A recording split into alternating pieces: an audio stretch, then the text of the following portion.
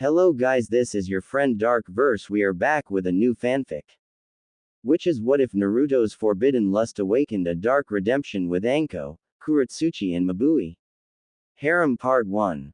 And if you enjoy this fanfic then please press the like button and subscribe to my channel for more fanfic like this. And no start a new fanfic. He was the god of shinobi, also known as the professor. He had been through at least 2 or 3 out of 4 of the great shinobi wars. It could be said that he was known as the strongest shinobi ever to be created in the world. His name was Hiruzen Sarutobi and he was the Sandaime Hokage of Konohagakure no Sato. However, if one looked past his window then they could see 4 stone faces. He was the Sandaime, so naturally he was the third face on that mountain. Yes, the mountain contained the 4 Hokage figures of Konoha. The Shadaime, Nadaime, Sandaime and Yondaime. Now, where was the Yondaime if he got to have his face on the wall? Well, the Yondaime had a very early death due to the attack of the Kyuubi no Yoko on the village on October 10th. Since the Sandaime had to step back into the duty of being Konoha's top protector. Sarutobi sighed as he rubbed his elderly bones before he heard a knock on the door. "Come in," he said, and the sight in front of him would have made him happy if he didn't see a pair of cold blue eyes, a mess of spiky blonde hair, and 3 specific whisker marks. He wore a dark blue shirt and black shinobi pants, and Sarutobi could see the small contract seal on the blonde's right hand as well as leaf hite on his head as one of Konoha's shinobi. Sarutobi wanted to say something to the blonde, but he stayed silent as the mysterious 12-year-old just dragged a person with white hair in front of the Sandaime and shamelessly dropped him to the floor while he took off a very large scroll and let it fall to the ground. "I've apprehended Mizuki, Hokage-sama. Just as you have asked. As you expected, he wanted the forbidden scroll of sealing. He tried to make my fake failure at the academy a sham and trick me. I have done my job. I also took Iruka to the hospital. Also, Hokage-sama, is it true? Am I the Jinchuriki of the Kyuubi no Yoko that attacked the village?" the blonde asked professionally. Sarutobi stared into his eyes and all he saw was professionalism. No hatred for the former teacher, no mixed feelings about the rigged test, and not about anything else. "Yes, Naruto-kun, you are the holder of the Kyuubi. The Yondaime sealed it in you hoping for you to be seen as a hero. I'm sorry that it came to that or that I hid it from you. I wanted to tell you when you were ready," Sarutobi said shamefully, and Naruto just looked at the ground. He seemed to just contemplate somethings before nodding.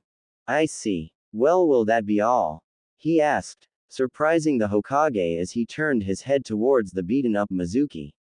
Sarutobi, obviously shocked at how quick the blonde got over it, could only nod as he sent Anbu to take Mizuki away. Yes, Naruto. Good work. I'm sorry that you had to experience that. I'll give you an A- rank mission pay for this since the scroll was involved. You have done a good job," Sarutobi said with a smile, and Naruto just bowed before he spun on his heel and was ready to walk out of the door before the voice of the Sandaime called out to him. "Hey Naruto, for your success how about I treat you to some ramen?" Sarutobi asked with a smile, but Naruto just stared evenly. "I appreciate the gesture, Hokage-sama, but an important figure like yourself shouldn't need to worry about a genin.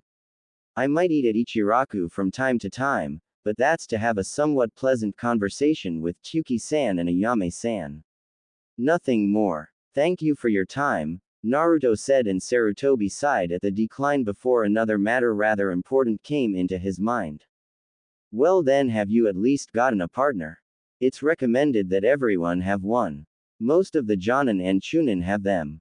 It's much easier when they are genin since friendships foster better," Sarutobi mentioned, and Naruto just looked at the seal on his hand. The same seal that had been branded to every Konoha shinobi and kunoichi. He had been given that seal when he had been given his headband by Iruka just a few hours ago.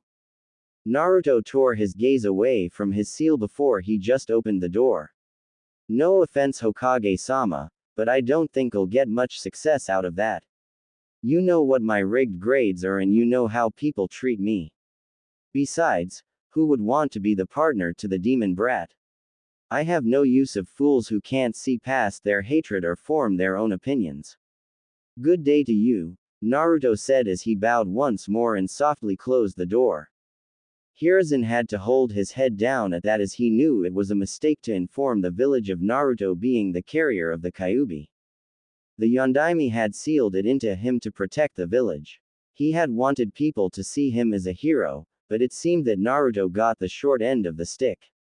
Yeah, there was the occasional mob shit that Sarutobi would have his shinobi take care of as well as the regular throwing of things at the blonde, but for the most part people ignored him or told their children to stay away from him for fear of the Kyuubi taking over their child's soul. This was the basis of Naruto's childhood. He doesn't even call me Gigi anymore. He just fit so perfectly into the role that it was scary. Naruto, I have failed you. Please forgive me, Sarutobi said before he continued on with his work. With Naruto, hands in his pockets, Naruto traversed the streets of Konoha ignoring the glares that were sent his way. He had stopped caring a long time ago about these people. It was simple, now that he was a ninja they couldn't touch him. If they did then he was within his rights to exact justice. However, as a ninja of Konoha he couldn't outright kill a person just because of a little squabble. Which is what he deemed his monthly beatings before this age. He didn't have the time to care nor would he actually.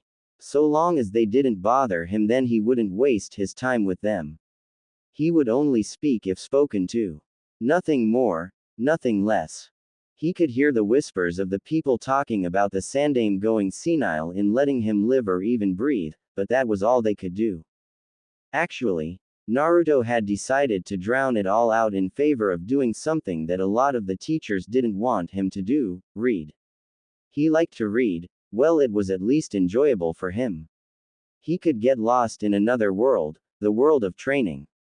He read literature, poems, shinobi scrolls and anything else he could get his hands on. By the age of 6, he was already using the henge, kawarimi and substitution techniques to work for him as he snuck into the library to read. However, those few hours ago, curiosity had gotten to Naruto and he had opened the scroll of sealing. He read through it and looked over a few techniques. He had seen one of the Kage Bunshin technique, but he skipped over it in favor of something having to do with elements.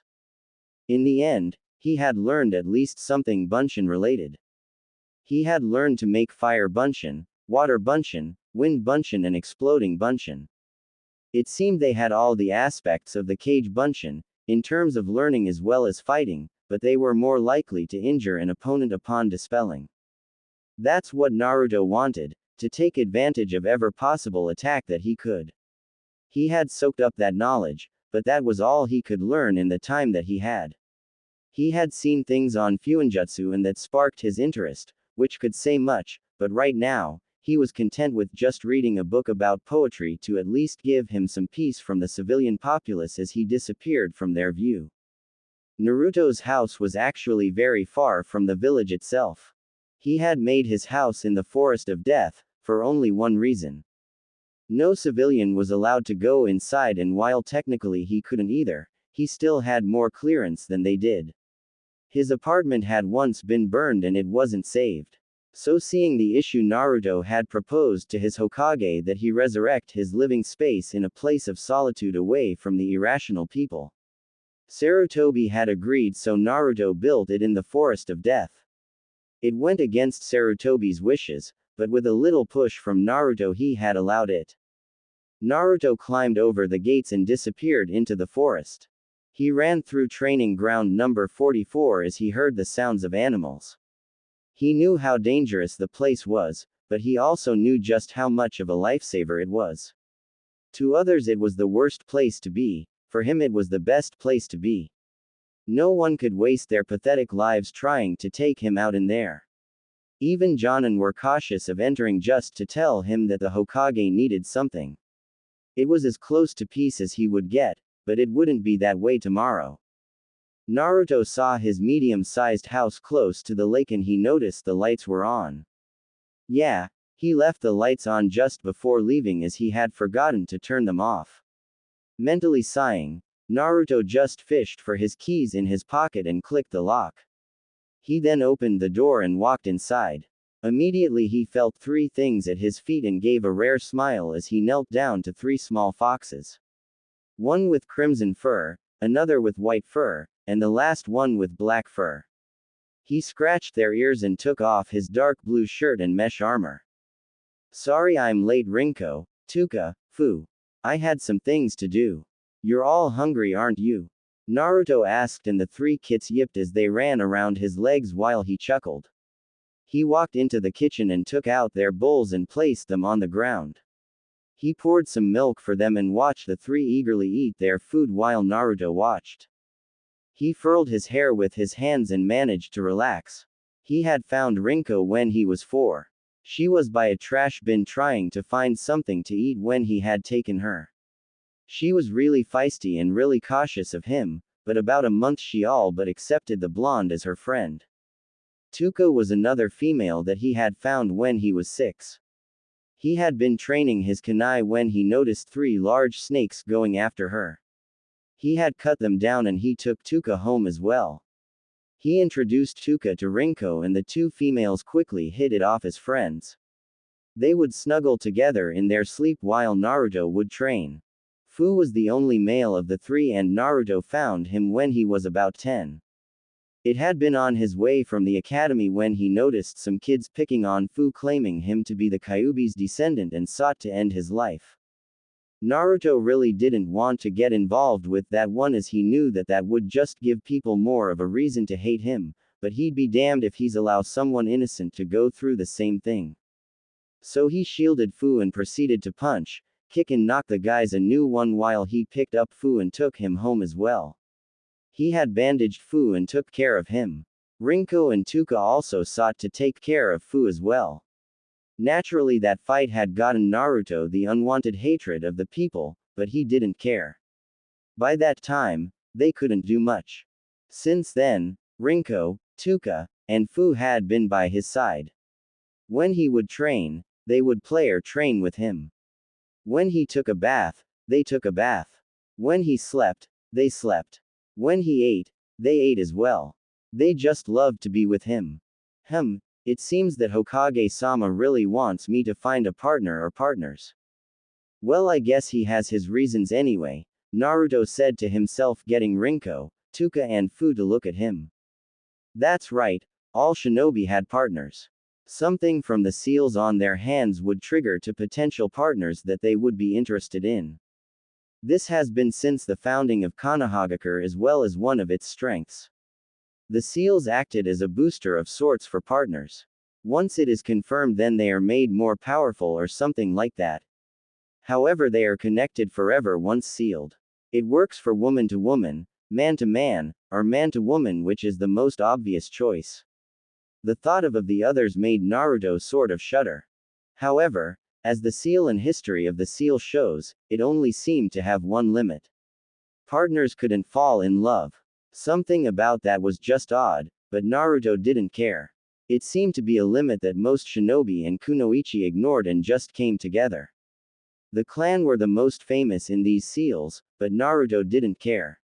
No one would be his partner, he knew that much. Still, he would just handle it himself. But right now, he had to sleep. He had team selections tomorrow. Rinko, Tuka and Fu finished their food and Naruto clapped his hands twice, signaling that it was time for bed. The 3 foxes raced up the stairs while Naruto followed. He took off his clothes and laid in his bed while Fu, Rinko and Tuka wrapped around each other and slept in a warm mess of blankets Naruto made for them as they all went to sleep. Next morning, Naruto quickly placed his leaf hite on his forehead and wore a red shirt and dark pants. He had just finished his breakfast with Rinko, Fu and Tuka as he was ready to go for his team selection. But they would do well to not mess with him. He would never get beaten again. Never. Turning his head, he smiled to the 3 foxes. All right, Rinko, Tuka, Fu, I'm leaving. I want you all to be good while I'm gone, Naruto said, and the foxes whimpered as Fu tugged at his pants, not wanting the blonde to leave them. Naruto turned and lightly glared. You wanna come with me? Naruto asked, and the foxes yipped happily as they ran around in circles of each other, telling Naruto all he needed. He was just a big softy when it came to these three. He knelt down and nodded. Rinko yipped and quickly jumped and snuggled herself into his hair. Tuka and Fu took their places in his black jacket as they poked their heads out. All were satisfied and Naruto walked out. This would be the first time that he let them out and back into Konoha.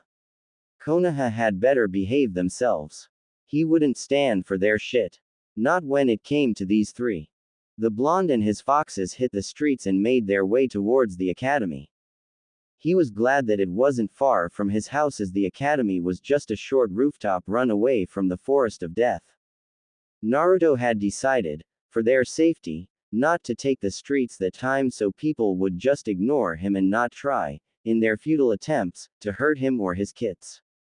Rinko yipped happily atop his head, and it didn't take Naruto long to drop to the academy. He opened the door and walked inside before he noticed the glares of the teachers. He ignored it all just in favor of reading a recent book he had and opened the door to his class. Well, this seems like a good place to be away from anyone, Naruto said to himself as he quickly took up residence in a vacant seat near the window and continued to read in silence while his kits got some much-wanted sleep. Naruto just snorted and read away at some poetry. Much-needed relief. That was until classmates started to file in while Naruto observed out of the corner of his eye. He could see a boy with a dog on his head, nuisance. A boy with glass, a jacket that covered most of his face, weird. A meek girl with a jacket and pupil-less eyes, kind. After her was a brunette with a very dark look in his eyes, emo. Then two other fellow genin came in, one with a pineapple-shaped hairstyle and the other with a wide girth, lazy and hefty. Naruto stopped staring at them. They were people he knew. Kiba Inuzuka, Shino Aburame, Hinata Hyuga, Sasuke Uchiha, Shikamaru Nara, and Choji Akamichi. All from famous families or clans. Only Sasuke Uchiha was the last of his clan, which Naruto knew why, but didn't go into. If anything, Sasuke would say himself.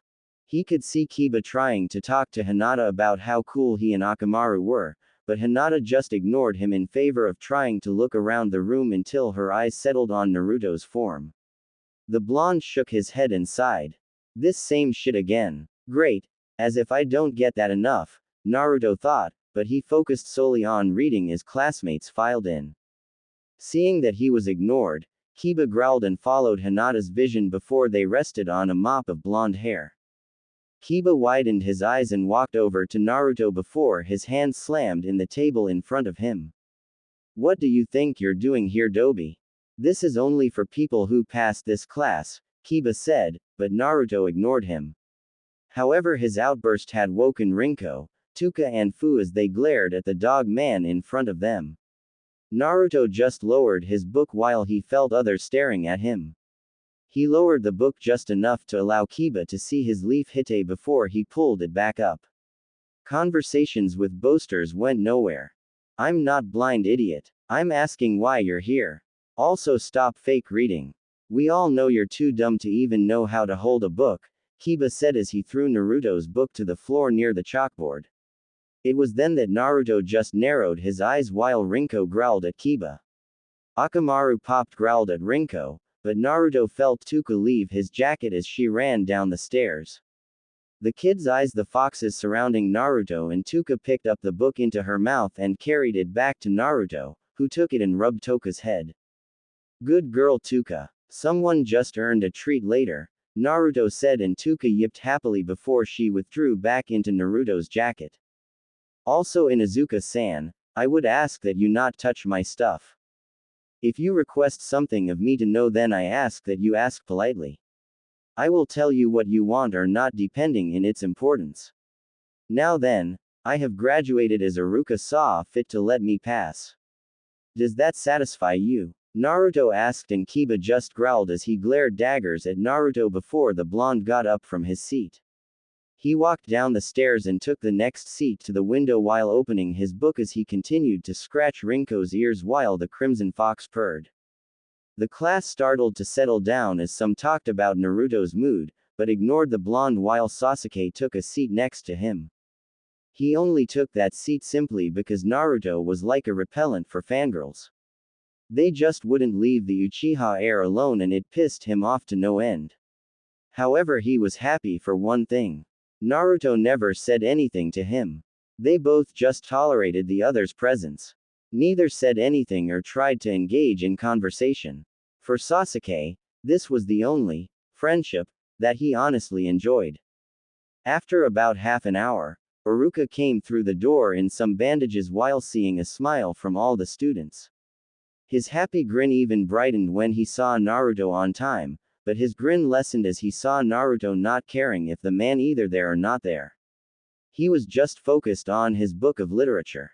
Iruka was about to begin before everyone heard shouting that made Naruto groan. He then decided to close his book as he knew he wouldn't be getting any more reading done. No, even he couldn't concentrate when these two came. Move out of the way, Ino pig. Shove it forehead. Two females' voices said as Rinko, Tuka and Fu turned an interested stare to a blonde young girl and pink-haired girl. Sakura Haruno and Ino Yamanaka. Sakura was born of a civilian family while Ino was from the Yamanaka clan. Sakura, Naruto could do without, as anything dealing with the Uchiha heir, she was ready to shout it to the heavens. She was a lost love-sick fool who didn't know anything. She might have gotten the best grades in class, but that hardly mattered in the field. Sakura might have been more informative than Naruto, but he would always be better than her at everything else. Sometimes, though Naruto couldn't help it, he wondered why the hell she had been branded with the female version of the seal, of Fate Seal, as he had been informed of. Now since Ino was a member of the Yamanaka clan, then together with Shikamaru and Choji of the Nara and Akamichi clans, they made the Ino Shika Cho trio that Naruto had heard about with their fathers, but surely Inoichi would be disappointed in his daughter acting like some lovey-dovey fool, but then again, Naruto didn't care. The girls ran into the room while some of the guys and girls' sweat dropped. As they raced to the open seat next to Sasuke, Sakura tripped Ino and grinned as she took the open seat. Ino huffed and growled before she noticed the soon-to-be empty seat that Naruto had occupied. Naruto, get up. I'm sitting next to Sasuke-kun. Ino shouted while Naruto continued to look out the window. Ino, Iruka shouted, but the blonde ignored him and she fumed at being ignored by the class idiot that she assumed to be even weaker than her, but Naruto, if the tests weren't rigged, was better than Sasuke. Rinko growled at Ino's disrespect of her friend, making Ino turn to her. She narrowed her eyes at the fox before she snorted and sent a punch to her. Rinko growled, but everyone gasped as it happened so fast. Ino was flipped into the air over Naruto's desk while the said male blonde had his hand in the air. Ino fell to the ground behind him while Naruto sat back down. Sasuke widened his eyes and Sakura gaped along with a number of people. While Naruto stood up and bowed. Sorry for the disturbance, Iruka-san, it will not happen again. Please continue. Naruto pleaded and sat back down, ignoring the whispers and whoops from the kids about what happened to Ino. Speaking of her, said girl groaned and rubbed the back of her head. Ino was about to complain, but a stern look from Iruka told her not to push the issue anymore, so she just sat behind Sakura. Now that things are out of the way, I would like to inform all of you that you have finally graduated. Late last night, Mizuki, our teacher, had tried to steal the forbidden scroll. Luckily he was stopped and the scroll is safe. Know that challenges to one's village will always come, but Konoha has the will of fire and with it you will never fail. The trials will be tough, but I know you will succeed. Now then, I will call out the names of the three-man squad. Your Jonin-sensei will be there to pick you up, Iruka said while Naruto rolled his eyes. He wondered why it would be three-man squads and not four. If it was four, then all of them could get a partner, but a three, then it was only likely that two would. Unless they actually didn't care about that whole student-teacher thing. However, Naruto didn't want a partner. He was fine by himself, well except for his three buddies around him. I will now read off the list, Iruka said, and Naruto tuned it all out. He would know when his name was called. However he just hoped that they would allow him some peace. Squad 7 will be Sakura Haruno, Sasuke Uchiha, and Naruto Uzumaki. Your Jonin-sensei will be Kakashi Hatake, Iruka said while Sakura jumped into the air and gave a V sign to Ino, who was scowling while Naruto and Sasuke deflated. Naruto just had to get the loudest of them all. Oh well, hopefully his concentration would rise after this shit. Squad 8 will be Shino Aburame, Kiba Inuzuka, and Hinata Hyuga. Your Jonin-sensei will be Kurenai Yuhi, Iruka announced, and Kiba smirked while Shino adjusted his glasses. Hinata just sighed and turned to Naruto sadly before continuing to stay silent. Even she couldn't get her wish. Squad 9 is still in circulation, so I'll move on. Squad 10 will be Ino Yamanaka, Shikamaru Nara, and Choji Akamichi. Your Jonin-sensei will be Asuma Sarutobi, Iruka finished, and Ino groaned at her two teammates while Shikamaru muttered troublesome and Choji just ate his chips. Iruka finished and walked out of the room. Soon, one by one, students filed out with their sensei, but Team 7 were still sitting down in their seats. Sasuke still with glaring look, Sakura with hearts in her eyes at Sasuke, and Naruto just not caring. The blonde stood up and walked towards the opposite end of the room. What are you doing, Baka? Sakura asked, but Naruto ignored. He took out a kunai and held it in his hand, trying the chakra control exercise.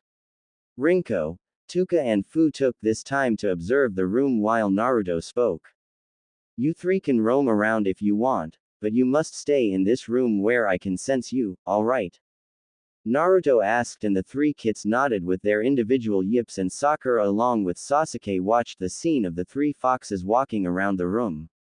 They jumped on the tables, yipped to each other, and ran around the room, but all three stayed away from Sakura and Sasuke. They continued to play around while Naruto focused his chakra. He slowly tried to balance the kunai. They would be sitting for a while waiting for Kakashi Hatake. 2 hours later, Sakura fumed and growled while Sasuke seemed a little irritated. They saw Naruto now balancing 3 kunai instead of 1, but deemed it stupid, so didn't bother. However, Sasuke, despite his attitude, did care about what Naruto was doing. It intrigued him if he wanted to admit it. Where is that idiot? He's late. Sakura shouted, and she heard the clattering of kunai as she and Sasuke turned to see Naruto frustrated. He sighed and shook his head. His eyes suddenly darted to the right and he pocketed his kunai while he stood to his feet. He dusted off his pants and Naruto patted his legs as a signal.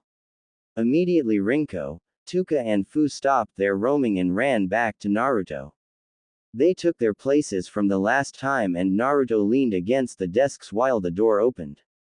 A man with gray hair, one visible eye, and a mask over a portion of his face appeared through the door and gave an eye smile. Team 7, he asked while Naruto, Sasuke, and Sakura nodded, but not before Sakura shouted. You're late, Kakashi-sensei. She hollered while Naruto picked his ears. Kakashi nodded and rubbed the back of his head with a sweat drop before he looked from Naruto to Sasuke to Sakura and back to Naruto. Yeah, well, my first impression of you guys. I hate you, Kakashi said while Sasuke and Sakura deflated, but Kakashi saw that Naruto just glared at him with his cold, unwavering eyes. He just shrugged his shoulders and sighed. Alright, you three meet me up on the rooftops. Chop chop, Kakashi said as he disappeared in a puff of smoke. Naruto raised an eyebrow to the technique. He had read of Tei Shunshin technique, but he could see it being useful in the future. He then just walked off while Sasuke followed and Sakura followed Sasuke. Hokage Mansion. Sarutobi sighed as in front of him was a problem that even he wasn't sure how to solve. It stood smirking in its gray trench coat with its long legs covered by fishnet armor and legs guard along with its purple, pineapple-shaped hair. It was actually a she and her name was Anko Mitarashi. Second in command of the torture and interrogation department of Konoha, only being surpassed by the one Ibiki Morino. Anko, Why have you still not been partnered? Sarutobi asked while Anko gave a cheeky grin. She placed her hands on her hips and snorted. Partnered. Well, aside from the fact that more than half the people I pick are either weaklings or downright perverts. I mean, come on, how am I supposed to trust my back to a person who won't stop to be serious? Sorry, but no thanks, Hokage-sama. I'd rather watch out for my own neck if I can't trust anyone with it. Besides, I'm not a Tokubetsu Jonin for nothing. I'm still the hottest female kunoichi around, Anko said, grinning with the V sign. Sarutobi shook his head at her antics and just sighed. He knew the real reason for it, but it wasn't his place. He couldn't really force her to have a partner. That's why it was to be forced only recommended that people be given a partner. The seal on each individual's head was created from a little after the Rakudo Sennin to foster friendship as well as strength. No one knows where it came from, but it's very useful. All 5 of the nations of a different type of seal, but in a strange case, all are compatible with each other, allowing shinobi from different nations to bond together. Yes, I'm sure that you are Anko, but I worry about all of my shinobi. You know that I was partnered with Bawako until her death. I still live with that grief every day, but I know that you don't have to, Sarutobi said as he thought back to his former student while he saw Anko's smile slip. Understood, Hokage-sama. I don't need you to worry about me, Anko said, and Sarutobi dismissed her while she sunshined out of the room, leaving Sarutobi to wonder about the purple-haired kunoichi. She's just like Naruto-kun in a sense. I guess that's what betrayal feels like. I would know so, Sarutobi thought to himself before he shrugged and got back to his work. With Team 7, Naruto, Sasuke and Sakura had finally made it to the rooftops and looked on around the area before they saw Kakashi leaning on the fence, and Naruto noticed an orange book in his supposed sensei's hand. He seemed to be blushing and giggling, which made the blonde tilt his head to the side. He really did like books, and giggling meant that a book was good, right? Naruto read the words at the front of the page and blinked. Aika, what is that supposed to be? Interesting, Naruto thought to himself before he noticed Kakashi looking at them as he pocketed his book away and folded his arms while Sasuke, Sakura and Naruto, himself, sat on the gravel.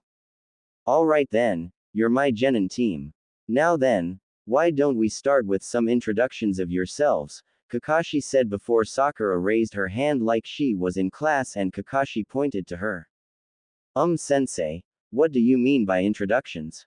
Sakura asked and Naruto rolled his eyes. How straightforward was it? This was the smartest girl in the academy. Bullshit. Well, like this. Things you like, things you hate, you hobbies, your dreams for the future. Things like that, Kakashi said, and Sakura smiled. Can you show us how it is done? She asked, and Naruto was sure that if she ever asked another senseless and stupid question that he would smack the stupidity out of her pink little head. However, he heard Kakashi chuckle and it seemed that he was going to get some insight to the Jonin, so he supposed that he could thank her for that. Alright then, I'm Kakashi Hatake. I have many likes. I have many dislikes. I also have many hobbies. My dreams for the future. I don't feel like telling you, Kakashi said with an eye smile while Naruto mentally faltered. Sasuke and Sakura was more obvious as they sweat dropped. So all I know is your name and the fact that you're a Jonin. Fine, Hatake-san, be that way, Naruto thought to himself before he took out a book and gently scratched Rinko and Fu's ears as well as their chins, much to their appreciation. Tuka had been sleeping, so Naruto wasn't going to disturb her. Since you asked, you first, Pinky, Kakashi said, and Sakura smiled with a nod. She cleared her throat and spoke. Alright, I'm Sakura Haruno. I like. Looks at Sasuke. My hobbies. Looks at Sasuke and blushes. My dreams for the future are. Looks at the seal on her hand, then at Sasuke and blushes madly. I hate Naruto and Ino pig. Sakura shouted as she found no shame in it. For Naruto himself, he tuned her out while Sasuke rolled his eyes. Kakashi sighed and nodded. You next, emo boy, Kakashi said, and Sasuke's glare deepened while he kept his cold look. I'm Sasuke Uchiha. I don't like many things and I'm not interested in being a weak person's partner. I dislike many things. I have no hobbies. My dream, no, my ambition is to restore my clan to its honor and to destroy a certain someone. One that I will make a reality, Sasuke said, glaring fatefully while Sakura inched away. Naruto paid attention to that one and sighed. No doubt the younger brother was thinking getting revenge on him for the massacre of his clan. Naruto didn't say anything.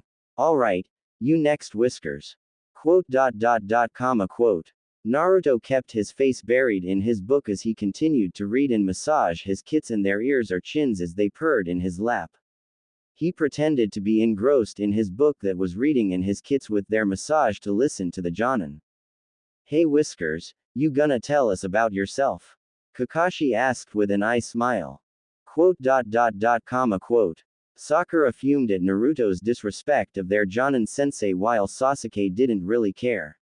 Honestly, he would have liked to remain silent too, but he really wanted to just crush Sakura's little dreams, so he didn't really care either way either. Naruto flipped the next page of his book while Sakura exploded.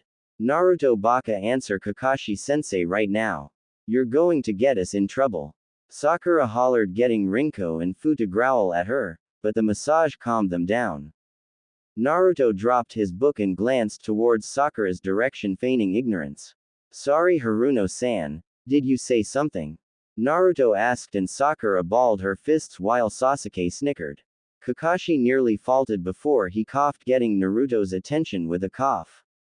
The blonde sighed and pocketed his book. Very well, since all of you are so interested. I strongly like my kits Rinko, Fu and Tuka. I like reading and training. My dislikes are fools who waste their time, and idiots who dare to call themselves ninja when I've never seen them so much as pick up a kunai outside of academy, Naruto said, glaring harshly at Sakura while Sasuke did the same and nodded. Kakashi sighed while Naruto continued. I dislike those who don't know the kunai from the scroll its place in, but I write that off as mere ignorance. Also, that's another thing I dislike, people's ignorance. My hobbies are training myself to protect myself and my kits, as well as walking my kits when I have the time. I have dreams. Dreams are pointless. Anyone can dream, but the people who strive will achieve it. Like Sasuke-san, I have a grand ambition, but I refuse to tell you what it is, Naruto said, feeling that he had said his part while Sakura gulped. Sasuke gave a small smirk. It seemed that he would like being on the team after all if he had someone like Naruto with them. It would make this a lot more bearable. Alright, I have a fangirl, an Avenger and a mysterious blonde. Great pairing, Kakashi thought to himself before he smiled. Alright, good job. Now then, we can begin the true test for you to become shinobi, Kakashi said while Sakura raised her hand. But we did the academy, sensei. Aren't we already shinobi? Sakura asked before she yelped as a pebble slammed into her head. She turned to see Sasuke frowning, but if she would have looked closely then she would have seen the grin on his face as his eyes slightly turned to Naruto's form while Naruto buried his face in his book. Like he said, he would beat that stupidity out of her. Any idiot can go to the academy, learn about chakra and fling around some kunai or shuriken. Stupid girl. Seriously. Sometimes he wondered why he had been training as long as he had with those scrolls that he collected if someone like her thought she could just waltz in and be a ninja. No way. No, you're not. That was just a way to figure out those who would most likely become shinobi. It's us, Jonin, who determine if you're right for the job. This test is a 60% failure rate, just to let you know. Come to training ground 7 for your training. Oh, also, don't eat your breakfast, you'll puke, Kakashi said while Sakura paled. Sasuke narrowed his eyes and Naruto rolled his. Of course Sakura would fall for that shit, psychology always worked on the weak-minded. Such a waste of time. Kakashi soon vanished in a shunshin, leaving the three together, or so he had assumed. Sakura got to her feet and smiled. Hey Sasuke, wanna? No, leave me alone, Sasuke said as he jumped off the railing and disappeared into the streets. Sakura deflated before she turned to see Naruto picking up Rinko and Fu as they took their spots. He just glared at Sakura before he dashed off the buildings to go to his favorite place, the bookstore. Both had left Sakura on the roof where she sighed. Why can't I do that? She asked before she took the long way around to leave the rooftops. With Naruto and his kits. Naruto hanged into a 20-year-old male civilian and walked into the bookstore. Today was their monthly supply of new books. Naturally, Naruto always went to the grown section for literature, poetry, or that sort of thing. No way would he be some dumb idiot that couldn't read like quite a few people wanted him to be. He looked left and right before he spotted the object of his desire for the moment. Naruto saw at least 10 volumes for Ika Ika and raised an eyebrow. It must really be good if it's got so any. I think I'll just take them all, Naruto thought to himself as he took a bag, piled the books into it and walked to the counter. He placed them down in front of the female and when she took the book she widened her eyes and blushed while she looked at the 20-year-old hanged Naruto who tilted his head to the sight. She rang up the price and quickly handed the bag to Naruto while she tried to calm down her blush, to which Naruto just took the bag and walked off from the store, but he also bought some other literature and poetry just to read since he had almost finished with his current book. Once he was far away, Naruto unhinged and dropped the bag to the ground. He took the first volume of the orange book and quickly began to walk back to his house. On his way back, Naruto's eyebrow twitched while his hands gripped the outer reaches of the book. So that's what it is. Well, I won't knock it. It's just arrow literature. Still literature, and it's not like I don't know about seeing as how quite a bit of my literature has it. I guess I'll read this, Naruto though as he continued to walk before he bumped someone. The two fell back and Naruto glanced towards the person who was obviously female. Sorry about that, are you okay? He asked, sticking his hand out, and to his surprise, he saw a very beautiful woman in his opinion, and watched as she grabbed his hand. He had more expected her to shout profanities at him. Yeah, I'm fine. My bad, Gaki. That orange book. Whatcha reading? She asked as she looked over Naruto's shoulder. The blonde, not used to this contact, just sighed and gave the book to her. The woman read through it and she got a large grin on her face before she glared at Naruto. Aren't you a little too young for this? He asked while Naruto rolled his eyes. He swiftly took the book back into his possession, but he knew it was only because the woman allowed him to. She could have dodged that if she wanted, which told Naruto that she was very good. I don't think it matters to you what I read, Dadbao, but if you must know, then if you are content with teaching children 5 and older about killing, then you shouldn't keep them away from the joys. It's ignorance and I loathe ignorance, miss, Naruto trailed while the woman smiled. The Anko Mitarashi at your service. Also I agree with you, Gaki. Old enough to kill, old enough to screw. You're Naruto Uzumaki, right? Anko asked and Naruto nodded his head, sort of intrigued that this woman was different from about the whole of Konoha. Well, when you're finished then tell me how you like it. We should act out a page, she said, and Naruto at least had the decency to blush while he snorted. I don't mind, but you might be seen as a pedo for that. Not that I really care. In this society, morals amount to shit, Naruto countered, and Anko could thoroughly agree with that. She then looked to all of the other novels that Naruto had bought and grinned. Gonna whack off? She asked, and Naruto shook his head, not really embarrassed by her replacements for the word masturbation. It was normal. No, Naruto said as he stepped to the side. Anko grinned before she shouted. So where are you going? Mind if I come with?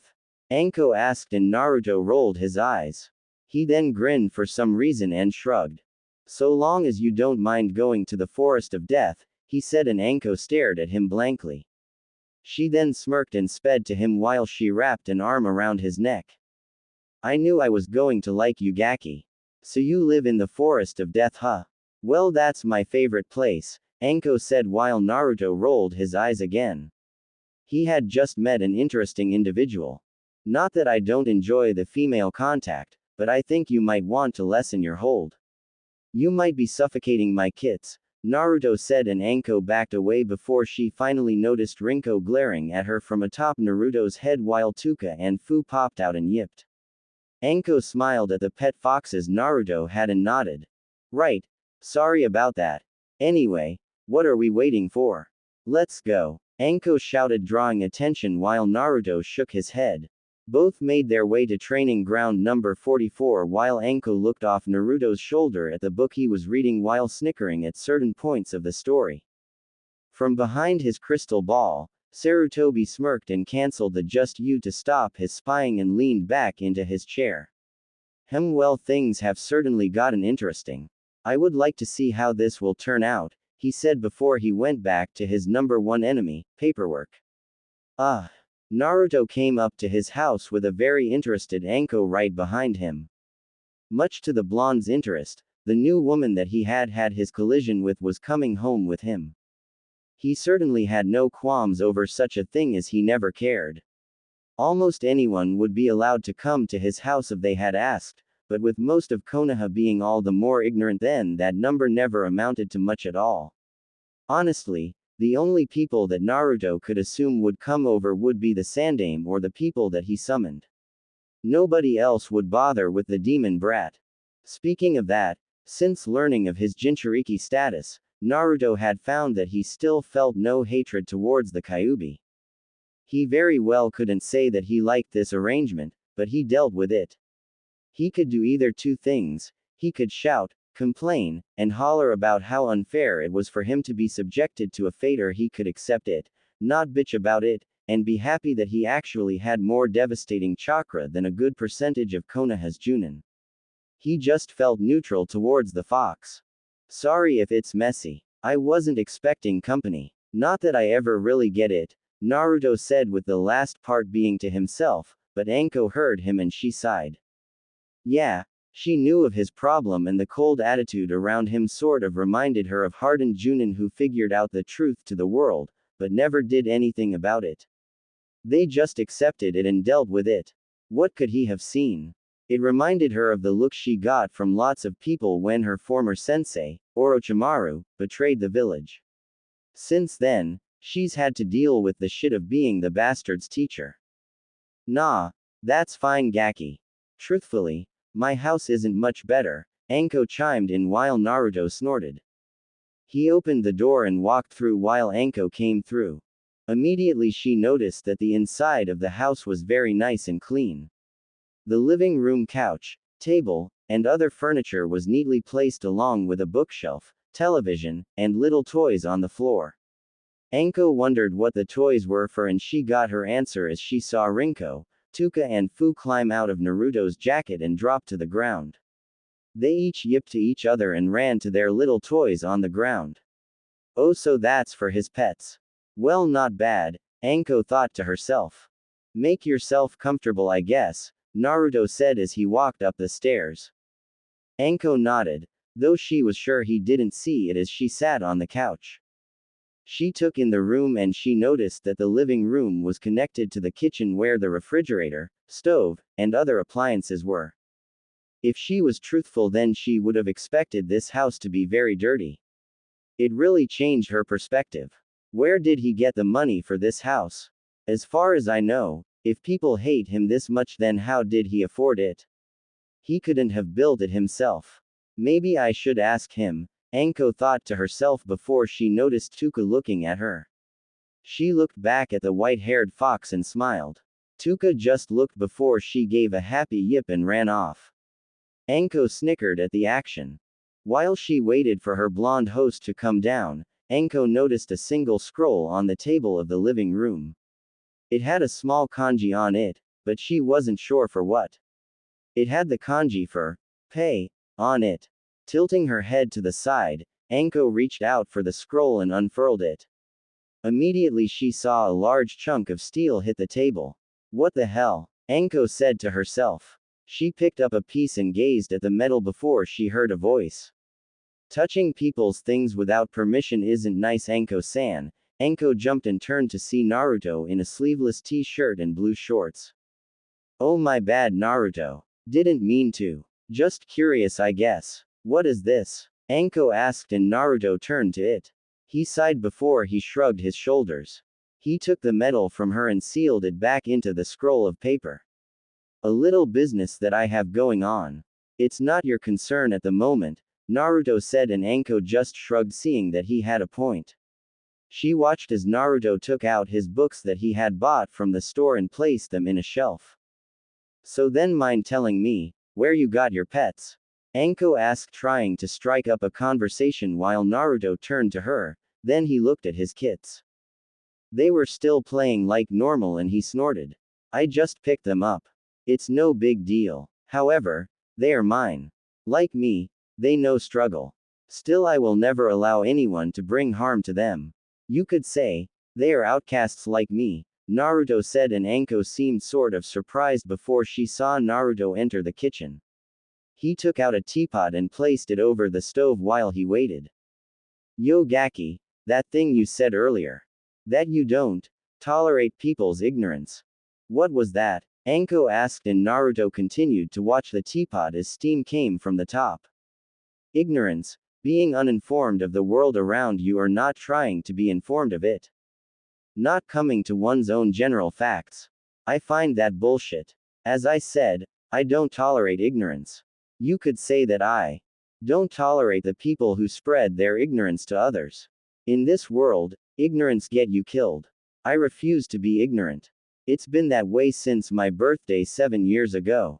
The day that I lost my ignorance of the world, Naruto said, his voice getting colder and colder while Anko seemed uncomfortable, which was saying something since she worked for Konoha's T&I department.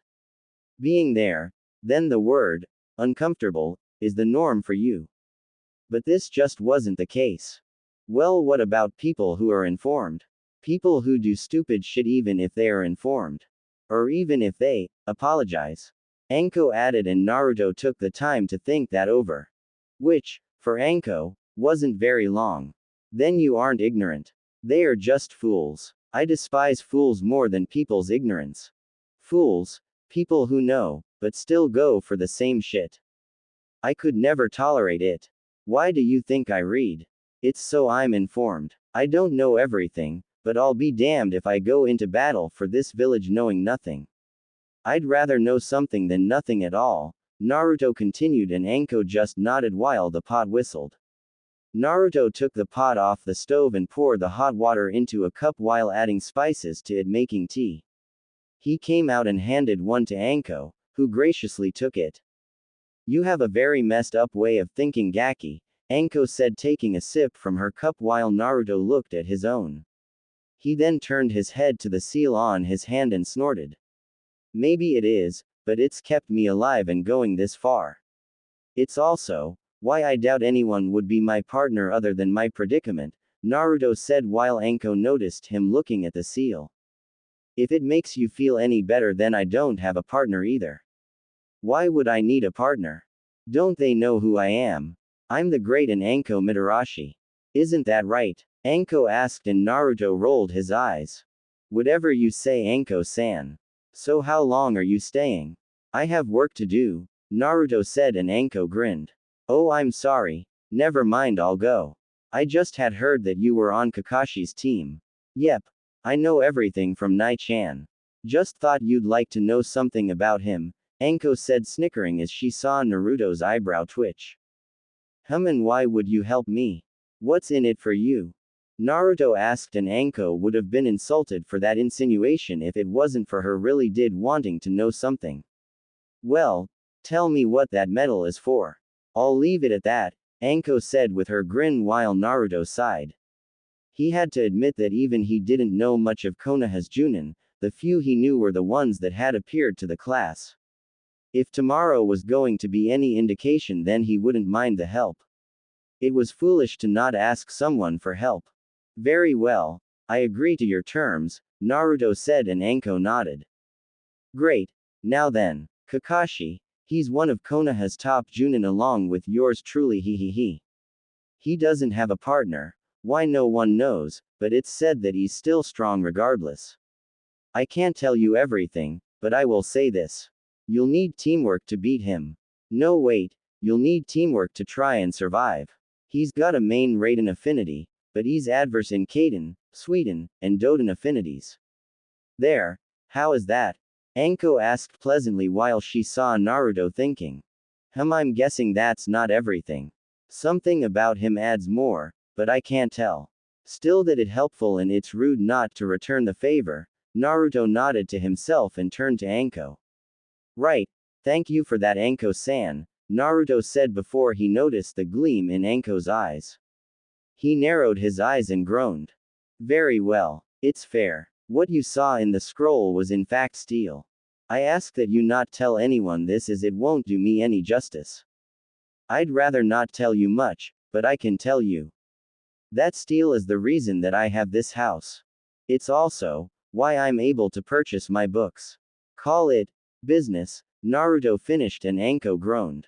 She wanted to pout at this not being fair in exchange of information, and she was about to bring Naruto up on it before the blonde held up his hand.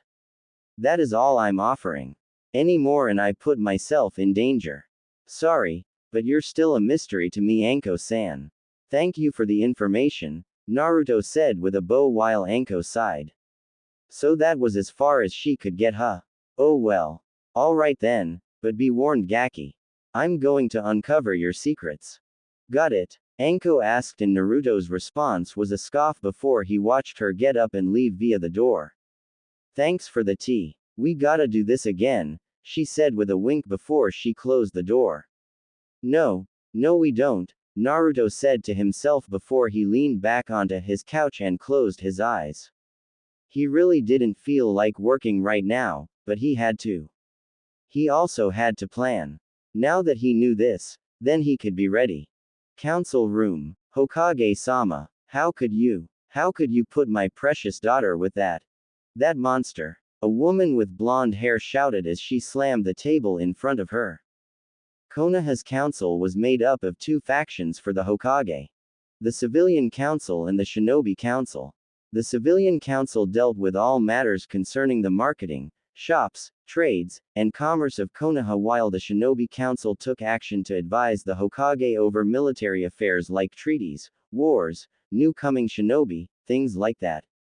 However, they could only advise and help the Hokage, not make decisions for him. That's why the Shinobi Council was a meeting of all the clan heads of Konoha's clans. The Aburame, Yamanaka, Nara, Inuzuka, Akamichi, and Hyuga, headed by Shibi, Inoichi, Shikaku, Sum, Shuza, and Hiyashi. All from their respective clans. There was one vacant seat for Uchiha, as that had to deal with the Uchiha massacre and Itachi Uchiha, the man who slaughtered the Uchiha clan in one single night. Now the current topic was always a hot one. The discussion of Naruto graduating and being placed on a team. Mabui-san, I ask that you keep your tone in check. He is no monster, and I'll have you know that my law is still in place.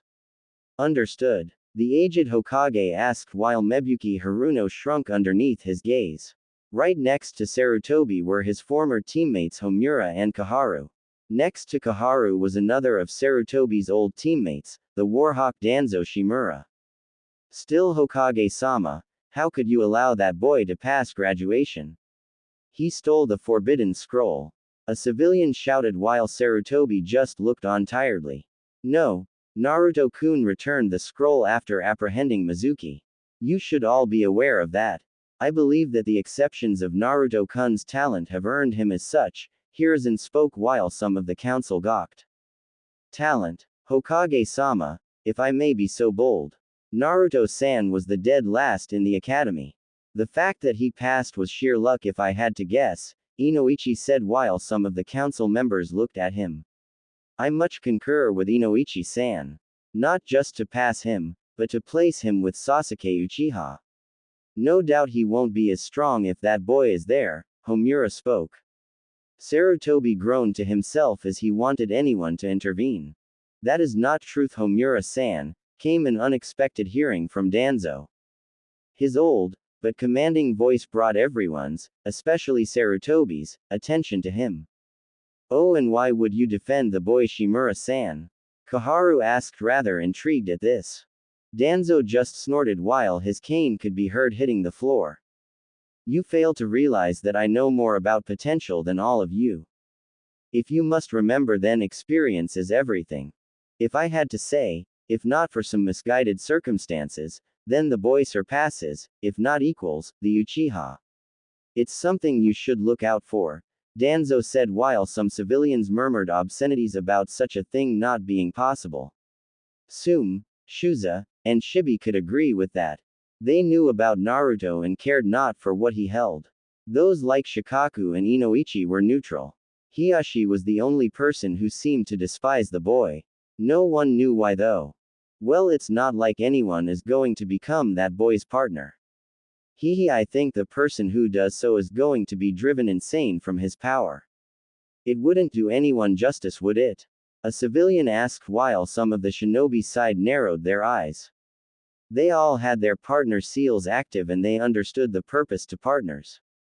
It was what actually made Konoha this strong. Seriously, these greedy civilians knew absolutely nothing at all. Well, you'll just have to wait and see. It's usually the last ones who get the best and amazing partners, Sume said with a smirk across her face, getting the civilians to swallow the lump in their throats. No one wanted to know what she meant by that. However, those like Sume and Hiyashi, their partners were gone, one by choice and the other by death. With this, the seal ended and they could take partners again, but never did.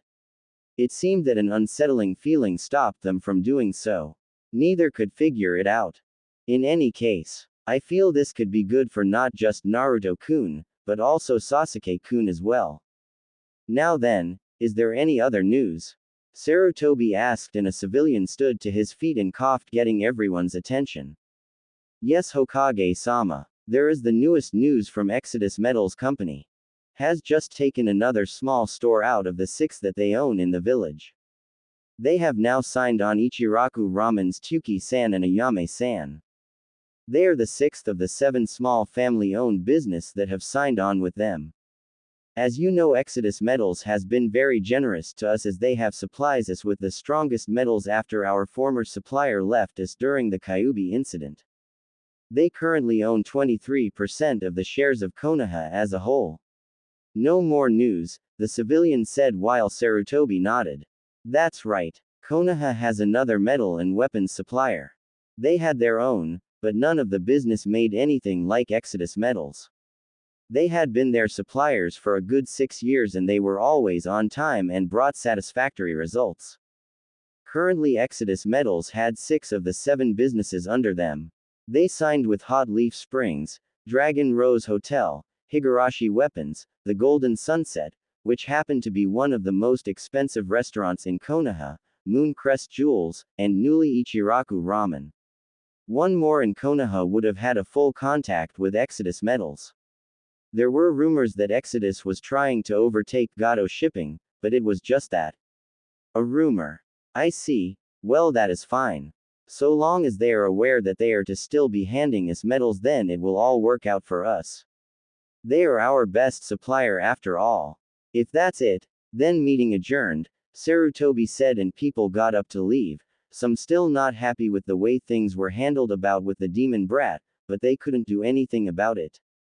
Seeing the people leave, Sarutobi sighed and took off his hat while resting it on the table. Things since Mizuki's betrayal had picked up for Naruto, and not in the good way. It was like the blonde couldn't stop drawing attention to himself, but that wasn't what unnerved Sarutobi. No, what unnerved him was the thought of the civilians actually risking to try anything with him. Naruto was now distant, cold, but not completely mean. No, he was more rational than Sarutobi figured. Just like a seasoned Junin without the jutsu or experience. He had messed up badly. He knew it also. Naruto, please do well tomorrow, Sarutobi prayed before he got up and walked off. Forest of Death. With Naruto, nighttime. Naruto opened the door to his basement and coughed as he saw his working clothes covered in smoke. With him were Rinko, Tuka and Fu scratching their noses in irritation of the smoke. The blonde genin shook his head and quickly scooped up his 3 young kits. Bath time, you 3. Naruto said as he took them into the bath. The blonde, in his form, sat down and began to clean them with a washcloth filled with soap. Fu growled, but a stern look from Rinko and Tuka told him not to run. Fu never liked baths. For Naruto he just had to deal with it. He liked his blonde friend. It was just a pain to dry fur off. After Fu was Tuka and then Rinko. They all were clean and walked out into the bedroom soaking wet before they cuddled into a stray towel.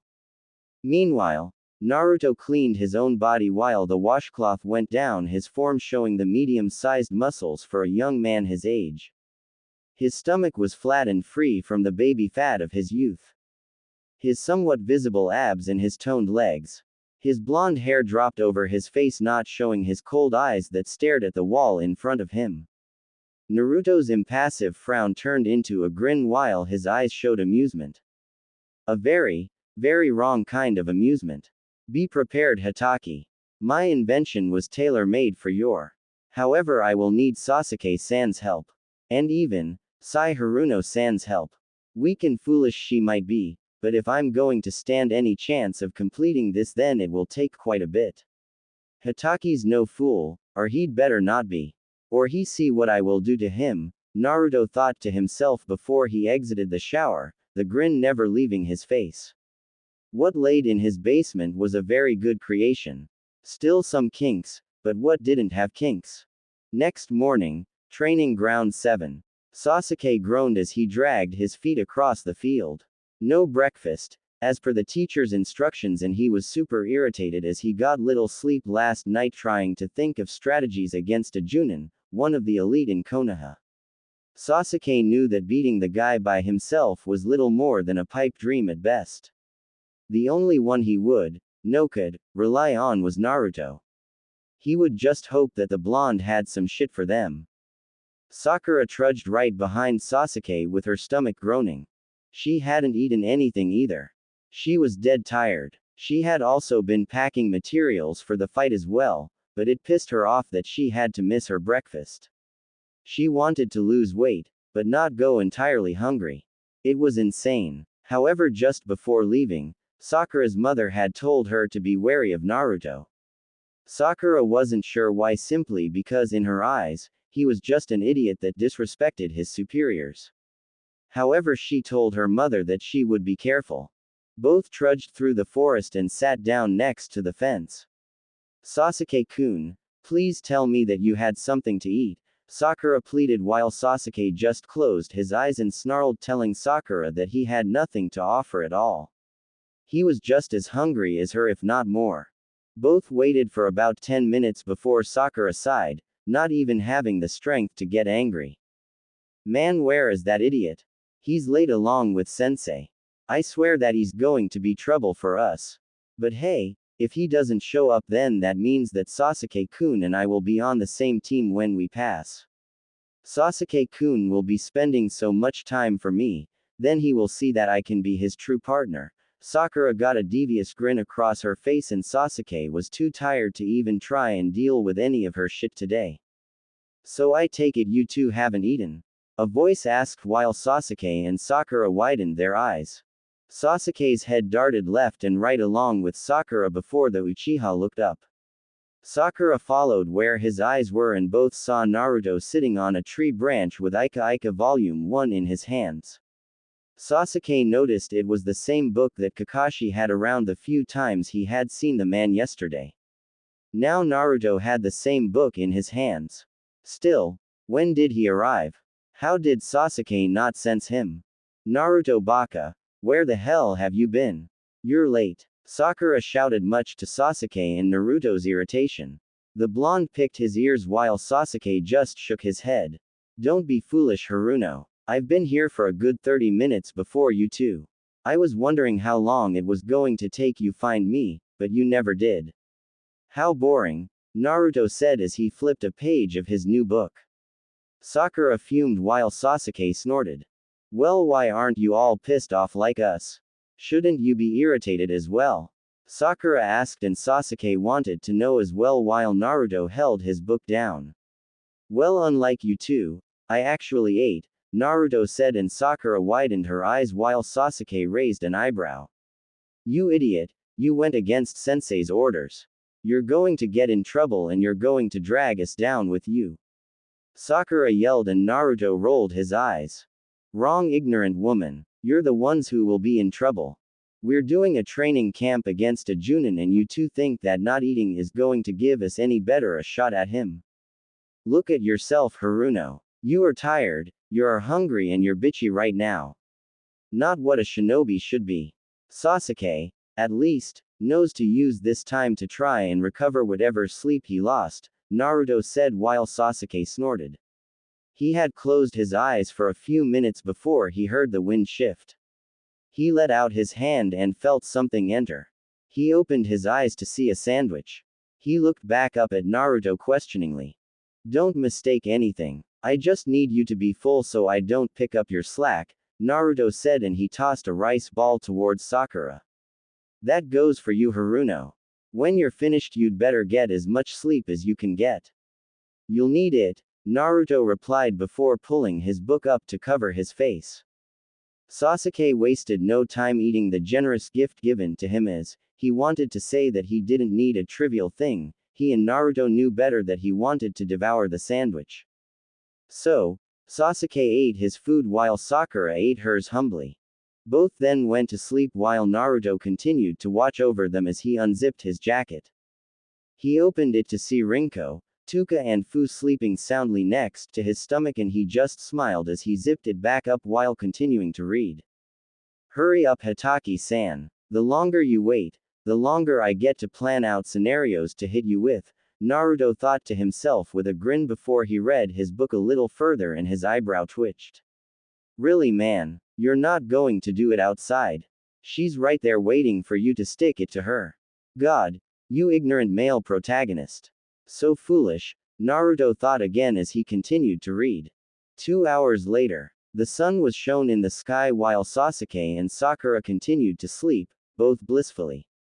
Naruto had stayed awake merely because he was used to getting up this early. Yeah, his past training had seen to that, but that was for another time. Right now, well, he could finally cut loose a little. He heard the trudging of feet and he noticed Kakashi arrive. He was humming to himself as he came to the field. Kakashi saw 2 of his students sleeping and gave an eye smile. Yo, it's time to wake up my little genin, Kakashi said, getting a twitch from Sasuke and Sakura. The Uchiha opened his eyes feeling a little more rested at Naruto's advice, and so did Sakura before she took notice of Kakashi. You're late, she hollered, getting a groan from Sasuke while Kakashi gave an eye smile. Yeah, sorry about that. You see, I was helping an old lady with her shopping when all of a sudden a black cat crossed my path. I feared for myself and the woman, so we had to walk all around Konoha safely to her house, Kakashi said while Sakura and Sasuke sweat dropped. Naruto just rolled his eyes. It would be foolish to reply. Well then, let's go inside and we'll get started, Kakashi said, and they followed him. Team 7 placed their things next to a large memorial stone which wasn't far from 3 log posts. Next to the bag were bentos for each of them. Naruto, Sasuke and Sakura stood next to each other while Tuka, Rinko and Fu watched the scene from the shade of the trees. They yipped to each other before paying attention. Alright, the only purpose here is this, Kakashi said as he pulled out 2 bells. He smiled while they each seemed confused to his actions. He strapped them to his waist and explained. It will be simple. You just have to take these bells from me. If each of you gets a bell, then you pass. Plain and simple, but the one who loses will be tied to the post while the winners eat their lunch.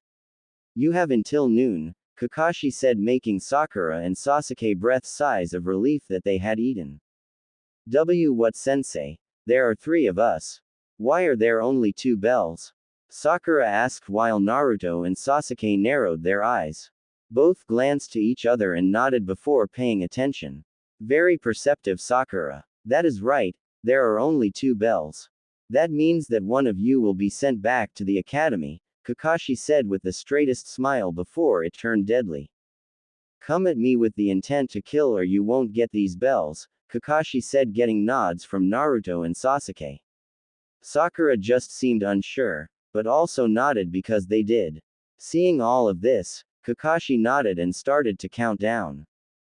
3, 2, 1, start. Kakashi shouted as Sasuke and Sakura jumped away from sight. They disappeared into the trees and the bushes while Kakashi snorted. Well, at least they can hide, Kakashi thought before he turned to see Naruto looking at him. You know, you're supposed to hide, right? Kakashi asked. Quote. Naruto said nothing to the Junin as the two continued to look at each other. Sakura tried to resist the urge to slam her hands into her large forehead for Naruto's antics. He doesn't even know how to hide. What a loser, Sakura thought to herself while Sasuke just narrowed his eyes. The Dobi really wasn't a Dobi. He knew this, but he'd be damned if he didn't say that he wasn't confused. Naruto and Kakashi continued to stare at each other before Kakashi shrugged and took out his orange book. He narrowed his eye when he noticed Naruto's hands reach into his pockets. The blonde pulled out the same orange book and opened it up to where he had bookmarked. Kakashi's eyebrow twitched while Naruto just let his eyes go through the words. Aren't you a little young to be reading that, Naruto? Kakashi asked with an eye smile. Naruto didn't seem to care about what Kakashi thought, but he did respond. It is none of your concern, Hatake, Naruto replied, and Kakashi faltered at the blunt answer. By the way, did you get to the middle yet? The part where Suhade and Jiraiya come together and Naruto stopped as Kakashi shouted. Hey, no spoilers. Those are the worst. Besides, you're a little behind. I'm on volume 3 right now, Kakashi said, and Naruto snorted. I'd expect as much. Oh well. So, are we fighting or what? Naruto asked while Kakashi shrugged. You're the ones wasting time, Kakashi said, and Naruto nodded. So I'd suppose, Naruto said before he abruptly threw a kunai at Kakashi. The Jonin expected it and grabbed it easily before he saw Naruto's smirk. He looked over and noticed a burning paper before he widened his eyes. Kakashi threw the kunai away as it exploded near him. Kakashi backed away and quickly pocketed his book, taken off guard by the sudden action. He turned and saw Naruto was gone. The Junin narrowed his eyes and quickly lowered his body to dodge a kick to the head. He sent a kick towards Naruto's chest, but the blonde swerved his body and grabbed Kakashi's leg. Kakashi narrowed his eyes while Naruto held up a hand sign. Sayonara, Hatake-san. Kai, Naruto shouted as he exploded in fire. Sasuke and Sakura widened their eyes to the action. Kakashi flew from the fire and skidded across the ground. Fire Bunshin, how could he do that? He's just a genin, Kakashi thought to himself. He could see the fire still burning before he saw a fire across from it. Naruto held out his hand and shouted. Futon. Shinkaha, wind release. Vacuum wave, Naruto yelled as he took a deep breath of air and spun rapidly while he released, sending 3 large wind blades towards Kakashi through the fire. The fire enhanced them as they blew towards him. Kakashi narrowed his eyes and jumped away before he heard Naruto shouted. Sasuke now. Kakashi turned his head and he saw Sasuke smirked. The Uchiha unloaded a group of shuriken at his sensei before Kakashi took out a kunai. He parried all of the shots against his form before he was forced to dodge a heel drop from a clone. Not bad, but not good enough, Kakashi thought as he sent a kick to Naruto. He slammed the blonde in the chin before a log appeared in his place. Kakashi glared before he heard another shout. Kaden. Gokaku no Jutsu, fire release. Great fireball technique, Sasuke shouted as he launched a large fireball towards Kakashi. The Junin was more than ready to dodge the shot before another shout assaulted his ears. Futon. Shinkushoha, wind release. Vacuum palm wave, Naruto thrusted his right hand forward and a burst of wind expelled from it as it collided with Sasuke's fire. The fire grew in size, forcing Kakashi to do a jutsu of his own. Sweden. Sujinheki, water release. Water encampment wall, Kakashi shouted, and the pool of water behind him shot up and over his as it collided with the fire, forcing a heavy steam to roll over the field.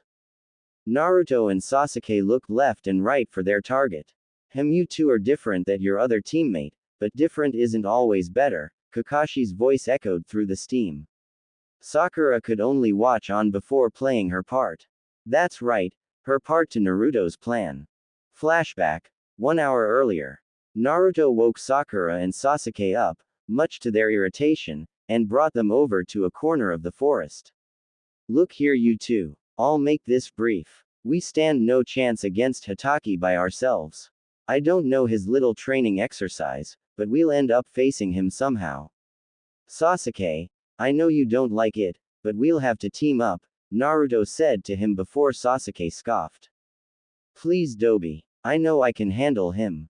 I will be just fine on my own, Sasuke said with a smirk. Yeah, Naruto baka, you're weak. Sasuke-kun could easily take any.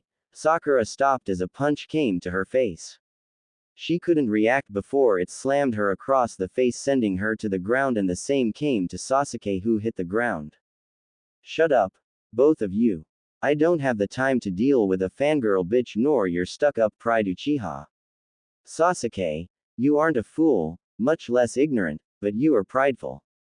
Look, I don't want this at all, but just this once. We'll work together. If this doesn't work, then you can abandon me and do it individually, Naruto said while Sasuke rubbed his cheek. He then stood up. Whatever. Just don't get in my way, Sasuke said while Naruto rolled his eyes. That's my line, Naruto said before he saw Sakura get up and rub her cheek. She'd never been hit that hard before, not even by the academy instructors had hit her that hard. Baka, why did you hit me? Sakura shouted as she sent a punch to Naruto's face. The blonde sidestepped the punch before he backhanded Sakura across the face, sending her back into the ground. Shut up, you fool. You will follow my instructions or I'll be damned if you hit me. Never again will anyone hit me. I'll also be damned if my plans are put on hold for you and your fangirl. Just follow my orders and pay attention, fool girl, Naruto said before Sakura widened her eyes. Sasuke rose an eyebrow and snorted while Naruto turned around. I have my own ambitions to look out for. I have no time to play babysitter to a dumb pink-haired bitch, Naruto said more to himself than them before he pulled Sasuke and Sakura together to explain his plan. Why, you sure that will work? Sakura asked, a little scared of Naruto at the moment. The blonde glared at her with his cold eyes, getting a flinch from her before they settled down. No, I'm not 100% sure. At best this will only work at 20%, but that is the best than just charging him. But are you both aware of the plan? Naruto asked and Sasuke nodded, going back to sleep. Sakura slept also while nursing her cheek. She heard a sigh and she noticed Naruto place a bandage on the side. Go to sleep, he said as he took his place back in the trees. He might be cold, but that doesn't excuse hitting a girl. He wasn't like that. He needed more training. Flashback over. Just wait my turn and act when he says so, Sakura said with a gulp of her throat. She touched the bandage on her cheek and nodded. She heard a grunt and noticed Sasuke flying as he slammed into a tree. The Uchiha slumped to the ground in pain before the steam began to clear. She noticed Naruto and Kakashi clashing kunai as the sparks flew off. You managed to keep Sasuke from taking all of the hit. Impressive, Kakashi said with an eye smile. Naruto just snorted before he jumped in the air and turned his body, sending his foot to Kakashi's face. Kakashi caught that leg before Naruto sent a punch to his face. He blocked that also and Naruto turned his body. He grinned, he slipped his hand near the bells. What the? Why is he this good? Wasn't he the dead last? Has he been training secretly? Kakashi thought to himself before he pushed his body away from Naruto. The blonde rebounded and fell to the ground while folding his arms. Damn you, Hatake. You're not taking this seriously, are you? Naruto asked while Kakashi smiled. Me getting serious would kill you. I don't want that, Kakashi said while Naruto growled. Underestimation, it irked him almost more than ignorance itself. He shook his head and calmed himself down. Literature of the world states, A successful man is one who can lay a firm foundation with the bricks others have thrown at him. Do you know who that successful man is? Naruto asked while Kakashi raised an eyebrow. It's me, Hatake. Sasuke. Naruto shouted, and Kakashi heard a shout overhead as he saw Sasuke spinning above him. The Uchiha slammed against Kakashi's arm, getting a growl from him while Naruto shouted, Sakura, your turn. Naruto shouted, and quickly Kakashi looked in the distance as Sakura smiled with a kunai in hand. She quickly cut a rope and Kakashi saw a string of burst kunai go towards him. Naruto grabbed Sasuke and the two jumped away while the large explosion of kunai came over the field. Did we get him? Sasuke asked before Naruto shook his head. The smoke cleared from them all while Sakura waited with bated breath. All they saw was a lone long in the field before Sakura came out. What? But I know I got him. Did I mess up the plan? Sakura asked worriedly while Naruto shook his head. No, in fact, you just allowed us to win, Naruto said with a grin. So there was a plan. Not bad, but you can't get me that easily, my little genin. So I wonder about that win, Naruto, Kakashi said before Naruto coughed. He was kicked in the stomach and sent flying while Sasuke soon followed. Kakashi glanced towards Sakura before smirking. Boo! Sakura flinched and backed away before she heard a cough. She turned and she saw Naruto nod. Sakura gulped and held her kunai. And what are you going to do with that? Kakashi asked with an eye smile. Sakura lunged for the Kakashi before the Junin easily countered and grabbed her by the shirt and brought her into the air. Sakura coughed before Kakashi smiled. Am I hurting you, Sakura?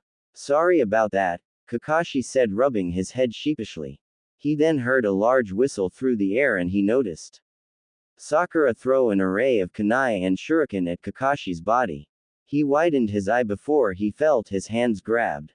He turned to see Sakura, grinning before she poofed out. In her place was Naruto as he exploded in fire. Kakashi cursed and backed away while the kunai stuck the ground. 10 minutes left. I'll use it now, Naruto said to himself as he took a scroll. Sasuke, go. I've got to prepare this, Naruto told him, and Sasuke nodded as he shot forward.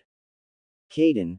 Gokaku no Jutsu, Sasuke shouted at the top of his voice as he sent a fireball at Kakashi. The one-eyed copy ninja jumped over the jutsu and threw a kunai at Sasuke, who blocked it with his own. The two clashed against each other while Kakashi smiled. 5 minutes left, he said, and Sasuke growled against him before Kakashi parried a kunai from Sakura, who gasped right as Kakashi grabbed Sasuke had hurled him over his arm. Kakashi smiled before he heard a voice. The book, Poets and Sayings, states, all the forces of nature are not so powerful as an idea whose time has come. Sasuke, move! Naruto shouted while Sasuke and Kakashi turned their attention towards what could be quite a sight. A demon wind shuriken, except it seemed different.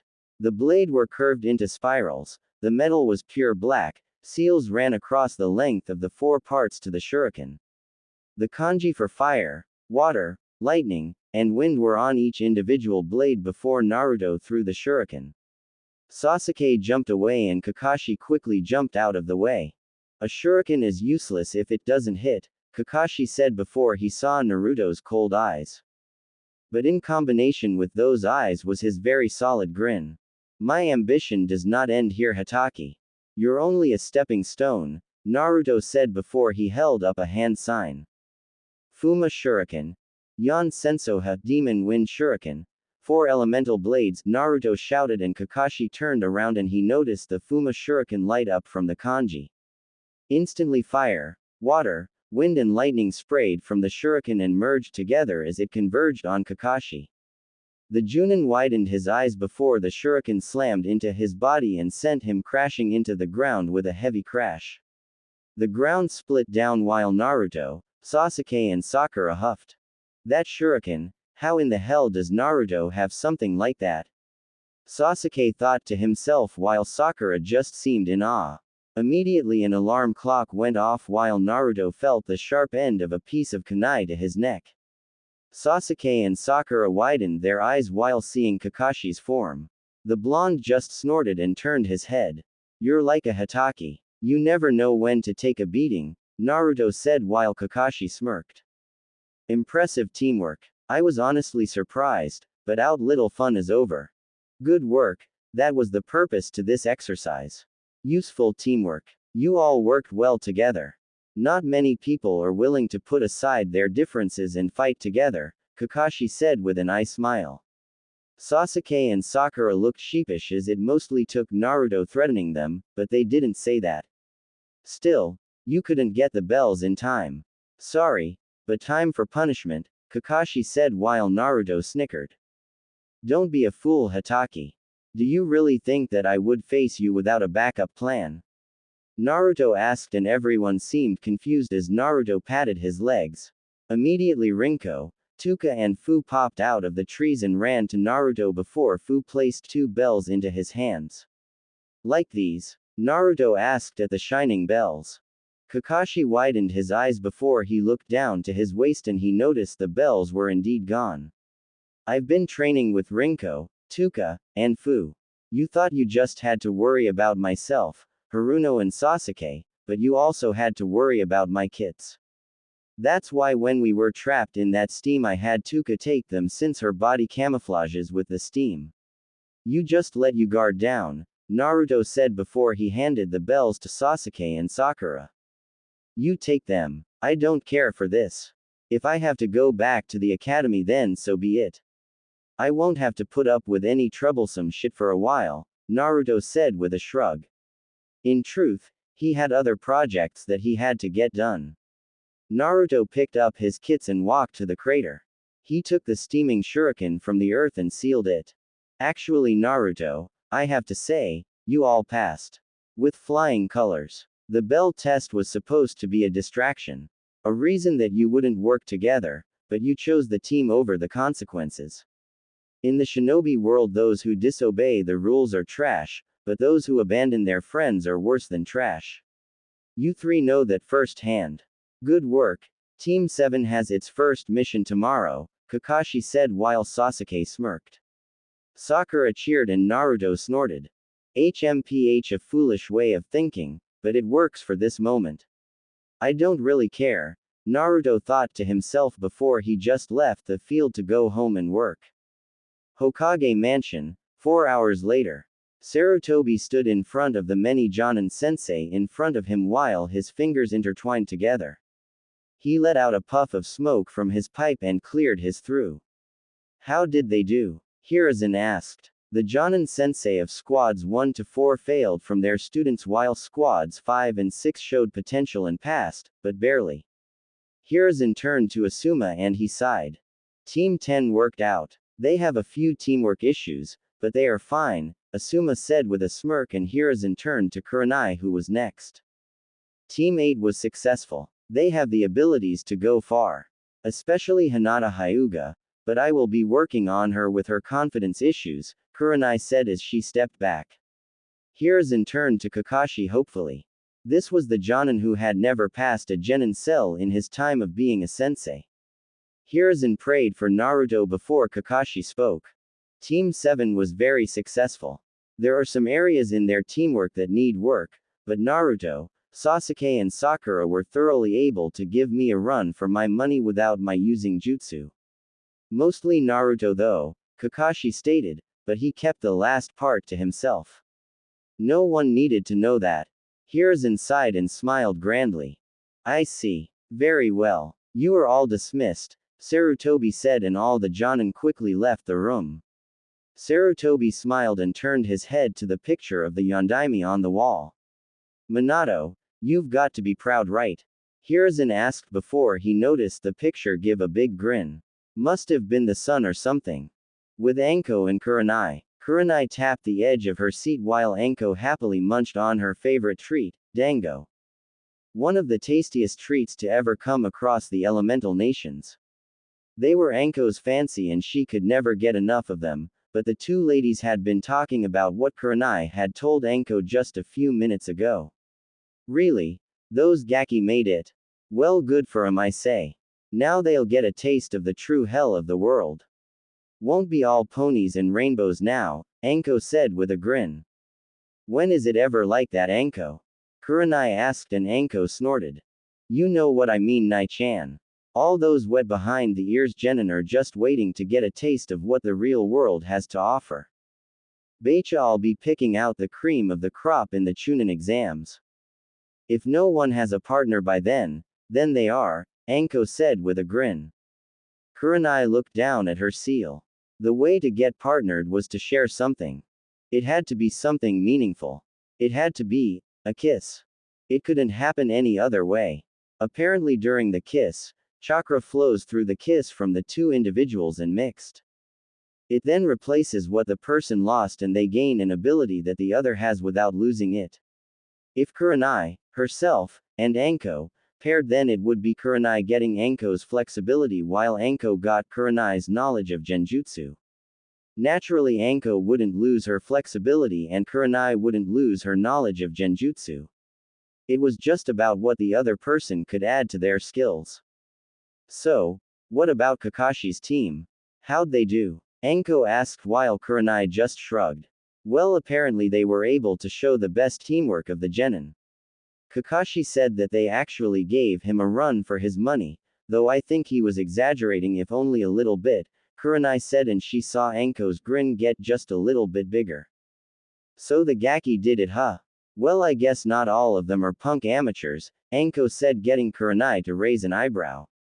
Gaki? Kurenai asked, and Anko chuckled before giving a firm nod. Yeah, the blonde Gaki with whiskers.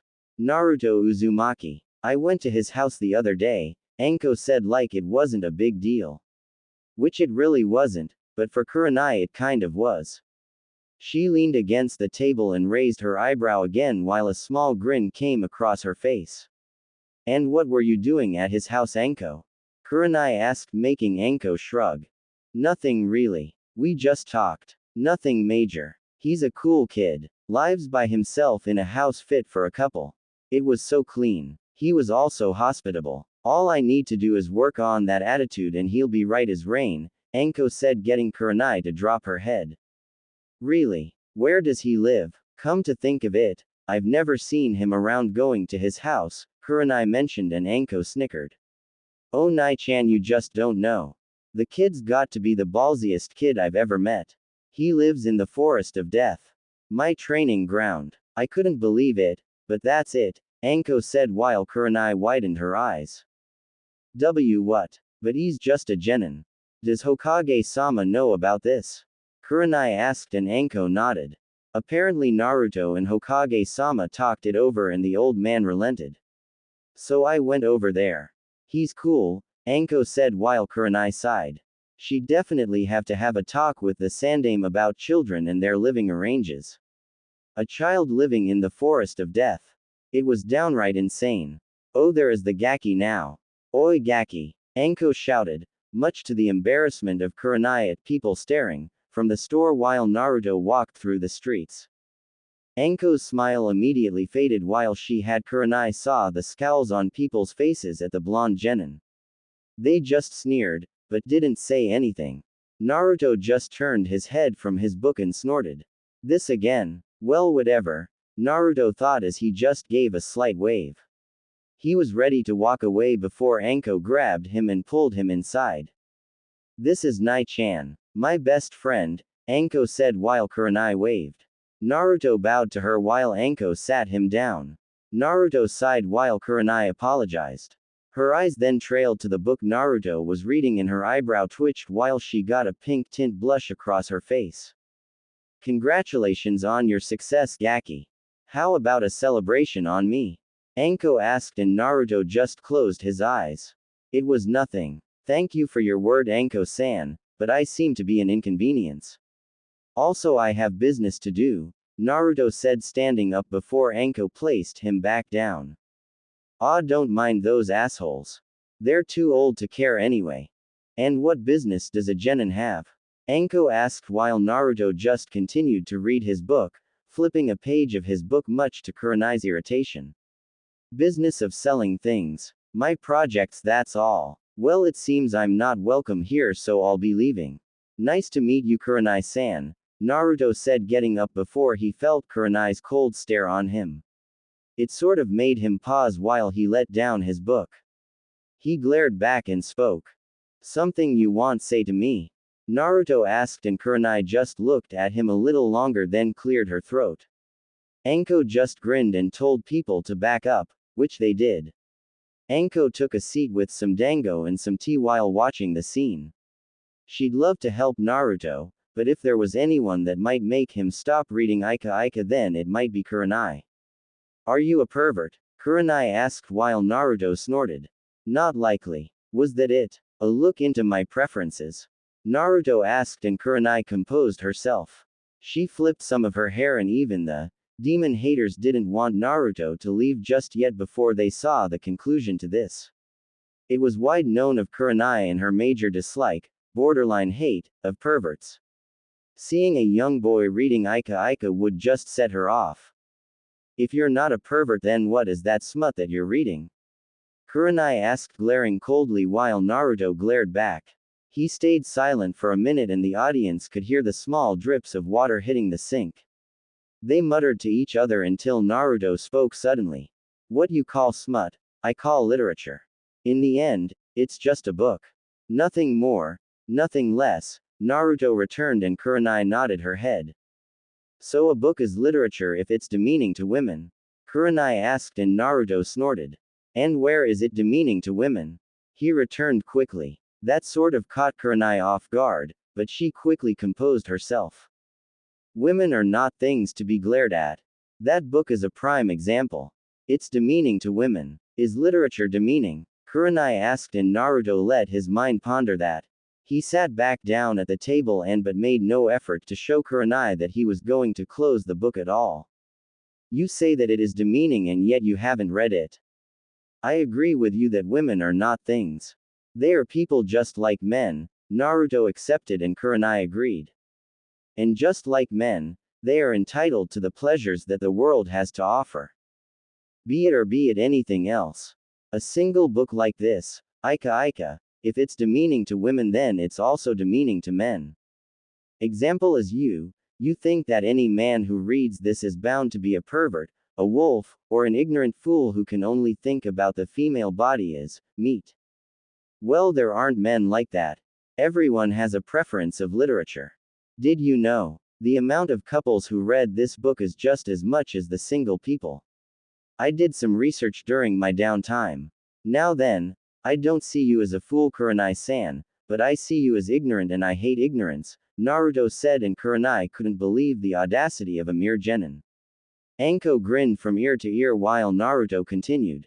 A man is naturally an outward appearance person. I believe that. They like to look. Now there are men who can see past appearances to the truth of the heart. I believe that. However, if you expect me to blindfold myself just to keep myself from admiring what little beauty this village actually has, then you have already been named a fool by me. Instead of just looking at things from the women's perspective, look at it from a guy's. Women like to look at men just as men like to look at women, or, the other way. This is normally what decides partners, isn't it? You're not going to have much of a future with a partner if you don't get rid of that bias. Thank you, Naruto said, bowed, then ran off, leaving Kurenai speechless. He strolled through the streets, leaving the diner behind. Whoa, Nai-chan, you just got told off by a 12-year-old. Sorry, but do I see smoke? 'Cause you got burned, Anko said while Kurenai just stared at her friend, obviously unhappy about the conversation. She'd never been told off before. You know, Nai-chan, in some places I agree with him, if not in all places. Try to loosen up a little. Look at you. How long has it been since you've gotten some? Anko asked while Kurenai stuttered with a light blush. Just go to Asuma, drag him from whatever he's doing, do it, and then partner him. Anko grinned while Kurenai stormed off. And I'm alone now. Oh well, more for me, Anko said before a Chunin came up to her and bowed. Anko-sama, would you please be my partner? He asked while Anko grinned. She propped one leg over the other and sighed. Sorry I'm spoken for Gaki. Sheesh. Ibiki never has to go through this shit. How in the hell did he get a partner before me? Damn it, Anko thought to herself before she left the restaurant behind.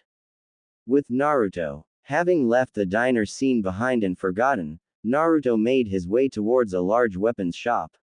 He walked only because he'd been there so many times. Nope, not as himself. He had to be this way, only because for his ambition to work then he needed as much resources as possible. Naruto quickly hanged into a 20-year-old and walked through the door. He bell rung while he leaned against the counter. Hi, I'm Kami. Oh Arashi. Haven't seen you for a while. How goes the business? A man asked while Naruto Arashi snorted and leaned back up. It's no big deal. Nothing too much for me to handle. You know that. So, have you come to a decision yet? Naruto Arashi asked while the man rubbed the back of his head.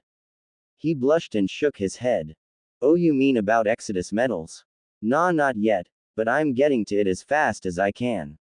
I tell you, the stuff you supply is from that place is amazing. It's too bad that it's in such small amount that I can't examine it. That would be amazing. I had heard that your company signed with Higurashi Weapons. It seemed like a good idea. They are good weaponsmiths. I heard their daughter is quite handy with them, the owner said while Naruto Arashi sighed.